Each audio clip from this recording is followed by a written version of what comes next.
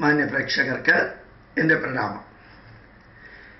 കഴിഞ്ഞ 1-2 മാസങ്ങളായി പാലക്കാട്, മലപ്പുറത്തിൻ്റെ ബൗണ്ടറി, തൃശ്ശൂർ, എറണാകുളം, ആലപ്പുഴ, കോട്ടയം, കൊല്ലം എന്നീ ജില്ലകളിൽ, ഇൻക്ലൂഡിങ് തിരുവനന്തപുരമുണ്ട്, ജില്ലകളിൽ ധാരാളം ക്ഷേത്രങ്ങളിലേക്ക് പ്രഭാഷണത്തിന് പോവാറുണ്ട്. പലപ്പോഴും 2, 3, 4 ദിവസം യൂട്യൂബിൽ അപ്ലോഡ് ചെയ്യാൻ പറ്റാതെ വരുന്നത് ഈ പ്രഭാഷണത്തിന് പോകുന്നത് കൊണ്ടാണ്. ഈ പ്രഭാഷണത്തിന് പോകുമ്പോൾ കണ്ട ഒരു കാഴ്ച, പ്രധാനമായിട്ടും കഴിഞ്ഞ പ്രഭാഷണങ്ങളിലെല്ലാം ഓരോ ക്ഷേത്രവും അസാധാരണമാം വിധത്തിൽ നവീകരിക്കപ്പെടുന്നു. തൃശ്ശൂരും പാലക്കാടും മാത്രമല്ല, ഞങ്ങൾ കോഴിക്കോടും പോയിരുന്നു. എല്ലായിടത്തും പോയ സ്ഥലങ്ങളിലെല്ലാം നല്ല രീതിയിൽ യുവാക്കളും പ്രായമായവരും സമ്പത്തുള്ളവരും ഇല്ലാത്തവരും എല്ലാം ചേർന്ന് നമ്മുടെ ക്ഷേത്രങ്ങളെ അതിഗംഭീരമായിട്ട് നവീകരിക്കുക.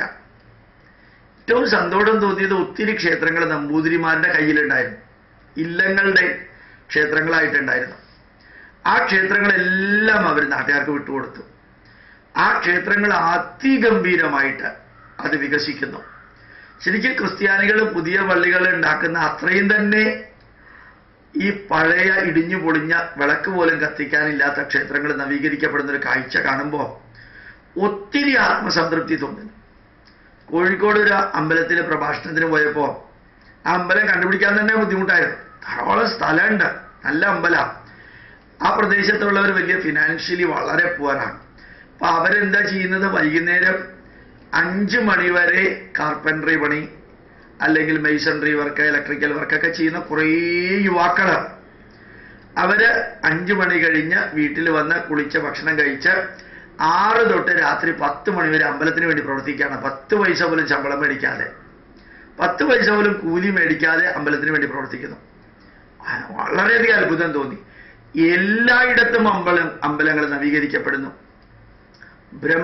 ബ്രഹ്മമംഗലം എന്ന് പറയുന്ന സ്ഥലത്ത് വൈക്കത്ത് മിനിഞ്ഞാന്ന് പോയിരുന്നു. അതിൽ കോൺഗ്രസ്സുകാരും കമ്മ്യൂണിസ്റ്റുകാരും BJPക്കാരും എല്ലാവരും ഉണ്ട്. അവിടെ 11 മണിക്കായിരുന്നു എൻ്റെ പ്രഭാഷണം വെച്ചിരുന്നത്. ആ അമ്പലം അടിമുടി നവീകരിക്കുക. മാർക്സിസ്റ്റ് പാർട്ടിക്കാരൊക്കെ എന്തൊരു ആക്റ്റീവായിട്ടാണ് പ്രവർത്തിക്കുന്നത്. അവിടെ 11 മണി വരെയും ഒരു 10-15 പേരെ ഉണ്ടായിരുന്നുള്ളൂ. ഇവിടെ ഭാഗവത നാരായണീയ സപ്താഹമൊക്കെ നടക്കുകയാണ്. ആ 11 മണിയായപ്പോൾ, വർക്കിംഗ് ഡേയിൽ 11 മണിയായപ്പോൾ ആ പ്രദേശം മുഴുവൻ ആൾക്കാരെത്തി എന്ന് മാത്രമല്ല, 11 തൊട്ട് 12:30 വരെ ക്ഷേത്ര സങ്കല്പവും അതെല്ലാം സയന്റിഫിക് ആയിട്ട് വിവരിച്ചു കൊടുത്തു.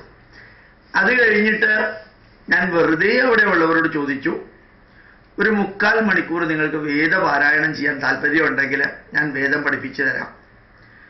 ഒരു വിഷമവും ഇല്ലാതെ എല്ലാവരും, അന്നദാനം പോലും, ഊണ് കഴിക്കുന്ന പോലും 2 മണിക്കായിപ്പോയി അന്നത്തെ ദിവസം. എല്ലാവരും ഇരുന്നു. എങ്ങനെയാ വേദം പാരായണം ചെയ്യേണ്ടത് അതിൻ്റെ സ്വരത്തോടുകൂടി ഡീറ്റെയിൽ ആയിട്ട് പഠിപ്പിച്ചു. ഒരാൾ പോലും ഇടയ്ക്ക് ഒന്ന് ഇറങ്ങിപ്പോവുകയോ താല്പര്യമില്ലാത്ത രീതിയിൽ പ്രവർത്തിക്കുകയോ ചെയ്തിട്ടില്ല. അപ്പം ശരിക്കും എല്ലാ രാഷ്ട്രീയക്കാരും അതിനകത്തുണ്ട്. എത്ര ഗംഭീരമായിട്ടാണ് നമ്മൾ പറഞ്ഞു കൊടുക്കുന്നത് സ്വീകരിക്കാനും. ഈ കറക്റ്റ് ടൈമിൽ വർക്കിംഗ് ഡേയിൽ രാവിലെ 11 മണിക്ക് പ്രഭാഷണം കേൾക്കാൻ വരിക. അത് കഴിഞ്ഞിട്ട് ഊണ് കഴിച്ചിട്ട് പെട്ടെന്ന് പോകാൻ പറ്റിയില്ല. അത്രയും നേരം 1 മണിക്കൂറോളം വേദം വായിക്കാനിരിക്കുക. അതെങ്ങനെയാ വായിക്കേണ്ടതെന്ന് പഠിക്കാനായിട്ട് എല്ലാവിധത്തിലും മുമ്പോട്ട് വരിക.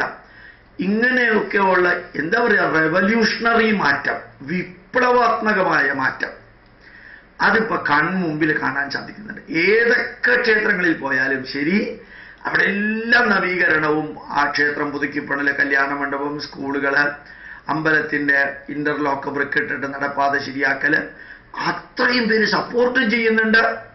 അത് ക്രിസ്ത്യാനികളും മുസ്ലിങ്ങളും ഉൾപ്പെടെ സപ്പോർട്ട് ചെയ്യുന്നുണ്ട്. അതൊക്കെയാണ് ശരിക്കും അത്ഭുതവും സന്തോഷവും തോന്നിയത്.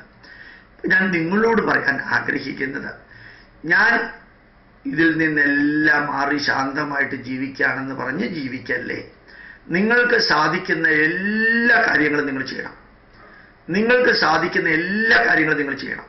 പ്രായമായി, വയ്യ, രോഗമുണ്ട്, അസുഖമുണ്ട്, ഉത്തരവാദിത്വമുണ്ട്, ഇതൊന്നും ഒരു ന്യായീകരണമല്ല. നിങ്ങളുടെ വീട്ടിൽ ആരെങ്കിലും ആശുപത്രിയിൽ പോയി കിടക്കുകയാണെങ്കിൽ നിങ്ങൾ ആശുപത്രിയിലേക്ക് ലീവ് എടുത്തോ അല്ലെങ്കിൽ ഉള്ള സമയം അഡ്ജസ്റ്റ് ചെയ്തോ പോവില്ലേ?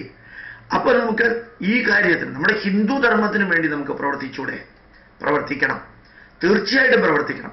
നിങ്ങളുടെ ശരീരത്തിന്റെ രോഗം ഇല്ലാതെയാകുന്നത് ഒരുപക്ഷെ ഈശ്വരൻ വന്നിട്ട് ഈ രോഗം ഇല്ലാതെയാക്കല്ല.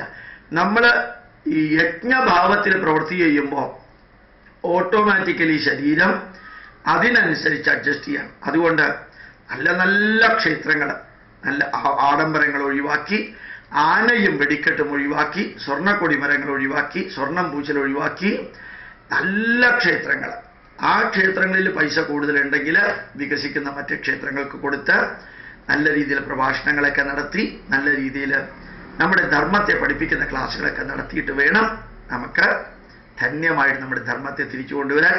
എന്താവശ്യത്തിനും ഗോപാലകൃഷ്ണനെ വിളിക്കാം. ഈ ക്ഷേത്രവുമായി ബന്ധപ്പെട്ട കാര്യങ്ങൾക്കും ഹിന്ദു ധർമ്മവുമായി ബന്ധപ്പെട്ട കാര്യങ്ങൾക്കും ഞാനും ഉണ്ടാവുമെന്ന് അറിയിക്കുന്നു. പ്രണാമം, നമസ്കാരം.